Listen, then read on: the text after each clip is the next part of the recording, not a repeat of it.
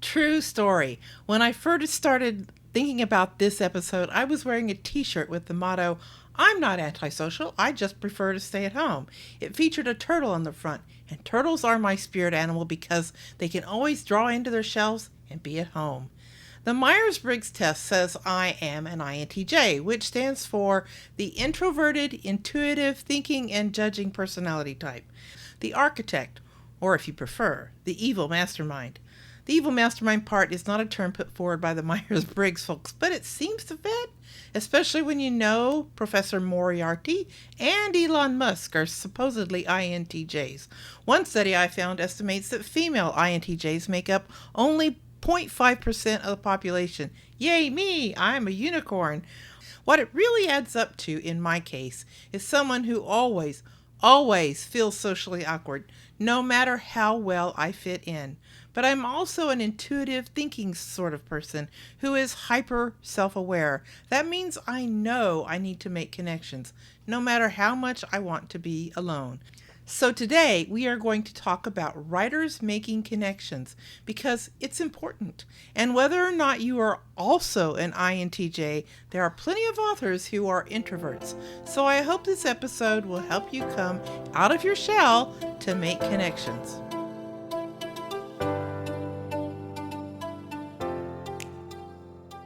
Hey, Writing Pursuits authors, welcome back to the show. To those of you who are new, I want to extend a special welcome. My name is Kathrese McKee, and I'm glad you're here. Let's start by figuring out why making connections is important for writers. First, if you don't connect with readers, there's really no reason to publish your writing. You need to understand their needs, wants, and desires. You need to understand what they want to read. Once you have a set of readers, you need to nurture a relationship with your readers if you want to sell more books. Second, you need connections to competent editors, cover designers, and other service providers to produce the best products possible. Third, you need to connect with other writers because other writers are the only folks who will fully understand your daily struggles with words and other writerly chores. Your spouse won't get it unless they write too. Your kids won't get it. Face it, the majority of your family won't even read your books. You need other writers to support you through it all. Let me amend this. You really need to connect with other writers in your genre.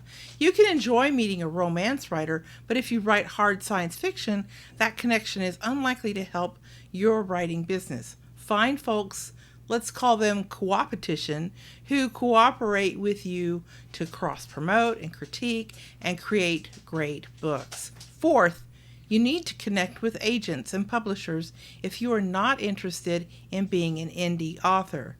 Fifth, it's a good idea to make connections with library staff members and bookstore owners, no matter if you are an indie author or traditionally published.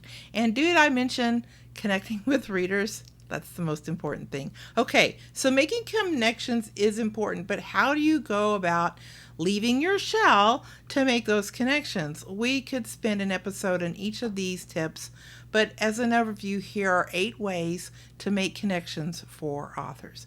1. Writing communities. If you live near a city, then more than likely there is at least one chapter of a writing organization that has regular meetings where you can meet other authors. If you live in a rural area, then maybe not. However, there is nothing to stop you from joining a national authors association like RWA, Romance Writers of America, or SFWA, Science Fiction and Fantasy Writers of America, or the Mystery Writers of America, or the like. These associations have online forums. Tune in to your genre, get to know your peers. 2. Conferences and workshops. Even if you can't find a writing community, you can attend conferences and workshops.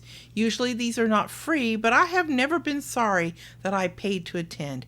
Here's the chance to meet authors you have heard of, editors, agents, and future collaborators. Some conferences offer pitch sessions and mentoring. All workshops and conferences give you the opportunity to meet people with similar interests. Make sure you get contact information from people you meet and then follow up.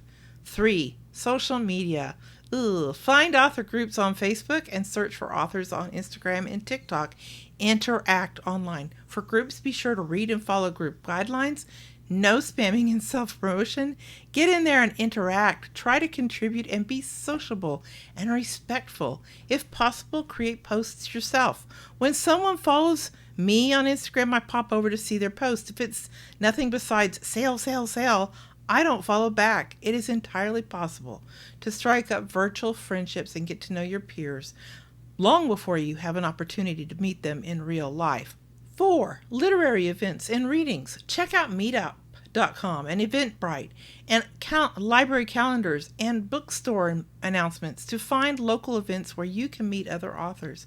Also, there's nothing stopping you from scheduling an event of your own to connect with local authors. 5. Critique groups. My first critique group had about 7 authors from all over the United States and Canada. We found each other through an online message board made available through our Mutual Writers Association.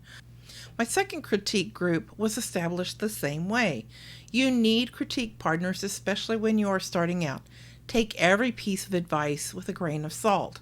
It helps to find authors at or above your level, but honest, thoughtful critique from any serious reader is worth its weight in gold. Take the advice you can use and ignore the rest. Critique groups help you forge long-lasting relationships with your peers, connections that are meaningful. Make sure your critique group has clear guidelines and expectations before you join. 6. Collaborations. Okay, this is definitely something I have not done personally. I don't think editing a couple of anthologies counts, but finding a collaborative partner is a great way to advance and challenge your writing skills.